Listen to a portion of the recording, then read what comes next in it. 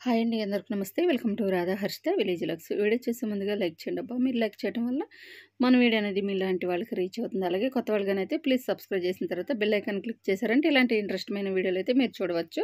ఇక్కడైతే చూసారా, ఇవి వచ్చేసి బేడ్స్‌లు అలాగే పక్కిలు. ఇవి బాలింతలకి చాలా బాగుంటాయన్నమాట. అంటే ఆ బాలింతలకి ఇవి చేసి పెట్టడం వలన ఈ చేపల పులుసు వాళ్ళకి పాలు ఎక్కువ పడతాయి. అలాగే పిల్లలకు కూడా పాలు నిండుగా ఉంటాయన్నమాట. అందుకోసం ఈ చిన్న చేపలైతే బాలింతలకి చాలా హెల్ప్ అవుతాయన్నమాట. అలాగే ఒక బాలింతలే కాదు, మనం కూడా తినొచ్చు. ఈ చేపలతోటైతే నేను ఈరోజు చేపల పులుసు అయితే చేస్తున్నాను. అందులో మట్టి కుండలో చేస్తున్నానన్నమాట. ఇప్పుడొచ్చేసి ఇవి బండ మీద అయితే రుద్దలేమనమాట. చిన్న చిన్న చేపలు కదా, అసలు రుద్దటానికి వీలవ్వదు. అలాగే స్టీల్ గిన్నెలో కూడా అసలు రుద్దలేము. ఇలాంటి మట్టి కుండ గాని ఉంటే కంపల్సరీగా ఇందులో అయితే పోతదనమాట. ఇలా 2 సాగాలు చేసుకొని ఈ చేపలనైతే నేను ఇలా అయితే కుండకేసి ఇలా రుద్దుకోవాలనమాట. చూసారా, సన్న సన్న పులుసనేది ఈ కుండలో నుంచి ఆ చేపల్లో నుంచి వచ్చేస్తదనమాట. ఇలా ఈజీగా ఈ చేపలు ఎన్ని ఉన్నా ఇలా అయితే చేసుకోవచ్చు. కానీ ఇక్కడ ఒకటే ప్రాబ్లమ్ అనమాట. చేపలు ఇలా అయితే క్లీన్ అయితే చేసుకుంటాము. కానీ ఇక్కడైతే ఈ తలలు ఈకలు తీసేదే పెద్ద ప్రాసెస్ అనమాట. ఇదైతే చాలా చిరాకు అనిపించిద్ది మనకు. అంటే ఇసుకెత్తిపోద్ది. ఈ చేపలు నేను 50 రూపీస్‌కి అయితే అంటే రూ. 50 పెట్టయితే తీసుకున్నాను. ఇంకా 100కి తీసుకుందాం అనుకున్నాను. లేకపోతే అమ్మో!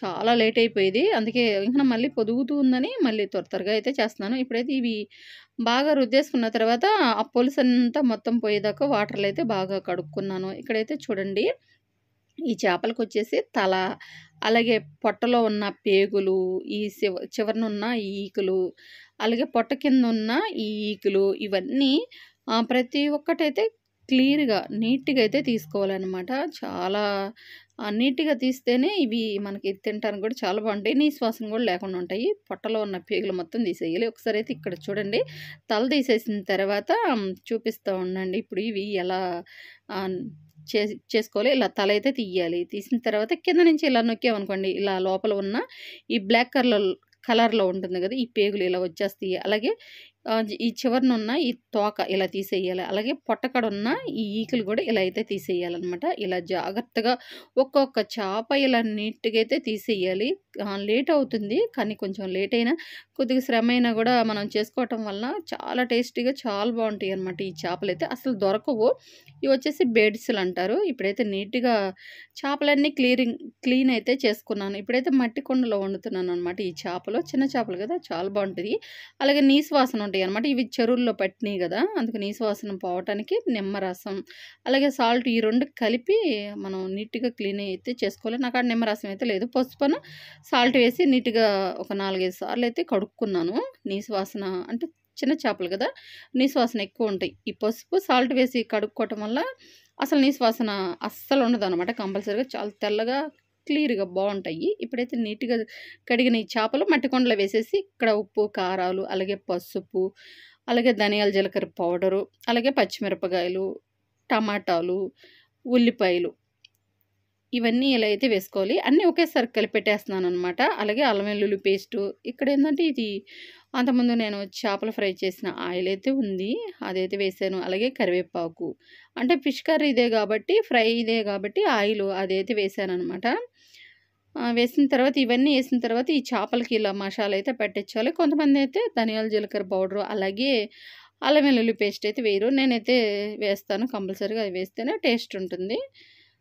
ఇక్కడైతే ఇక నా మసాలాలన్నీ ఈ చేపలకైతే ఇలా అయితే పట్టించాలి. చాలా బాగుంటుంది ఈ చేపల పులుసు. అలాగే బాలింతలకి కొత్త అంటే ఫస్ట్ డెలివరీ అయ్యి ఉంటారు గదా, ఆ బాలింతలకి ఈ చేపల పులుసు గాని పెట్టడం వలన ఆ బాలింతలకి పాలు పడతాయి. పిల్లలకి ఎలాంటి ఇబ్బందులనేవి ఉండవనమాట. ఇక్కడైతే చూడండి, ముందుగానే చేపలు చేసేటప్పుడే నేను చింతపండయితే నానబెట్టాను. అదైతే పులుసయితే తీసి ఇందులో అయితే పోసాను. పుల్లగా లేకుండా కొన్ని వాటర్ అయితే పోసాననమాట. ఇప్పుడే మనం ఉప్పు, కారాలు ఇవన్నీ చెక్ చేసుకోవచ్చు. కారం మనం కూర తెరిలేటప్పుడు గాని వేస్తే కారం స్మెల్ అయితే వస్తుంది. ఇప్పుడైతే చెక్ చేసుకోవచ్చనమాట. నేనైతే ఇలా ఉరమరిగ్గా వేయటం నాకు అలవాటు కాబట్టి నాకు ఉప్పు, కారాలు ఇవన్నీ అయితే సరిపోయినియి. ఇప్పుడైతే కొంచెం వాటర్ వేసిన తర్వాత అన్నీ చెక్ చేసుకున్నాను కదా, ఇప్పుడైతే స్టవ్ మీద అయితే పెట్టేశాను. మట్టి కుండలో మనం ఎప్పుడైనా చేపల పులుసు గాని ఏదైనా కూరలు చేసేటప్పుడు స్టవ్ మీద పెట్టి వండేటప్పుడైతే కొంచెం మీడియం ఫ్లేమ్‌లో పెట్టుకొని ఉడికించుకోవాలి. లేకపోతే మట్టి కుండ హీట్ అయ్యి పగిలిపోతుంది. పొయ్యి మీద అయితే మనకి సరిపడా మంటే తగులుతుంది కాబట్టి కుండకి ఎలాంటి ప్రాబ్లమ్ అయితే ఉండదు. నేను ఎక్కువగా పొయ్యి మీద పెట్టే చేస్తాను. ఇక ఈరోజైతే నేను గ్యాస్ మీద పెట్టే చేశాననమాట. ఇప్పుడైతే చూసారా పావుగంట తర్వాత పులుసు కూడా తెరలటం స్టార్ట్ అయింది. అలాగే పులుసు కూడా సగం బడైతే ఉడికిపోయింది. ఇప్పుడైతే నేను ఉప్పు అయితే ఒకసారి సరిపోయిందా లేదా చెక్ చేశాను. కొద్దిగా చప్పగా అనిపించింది. మధ్యలో అయితే ఇలా కలిపాను. మళ్ళీ మనం తగ్గిన తినేటప్పుడు కూడా కలుపుకోవచ్చు. కారం అయితే కూర తెరిలిన తర్వాత కలిపామనుకోండి అస్సలు బాగుండదనమాట. ఇప్పుడైతే ఉప్పు వేసిన తర్వాత ఫైనల్లో ఇక్కడైతే నేను కరివేపాకు అయితే వేసాను. వేసిన తర్వాత స్టవ్‌నైతే ఇప్పుడు సిమ్‌లో పెట్టుకోవాలనమాట.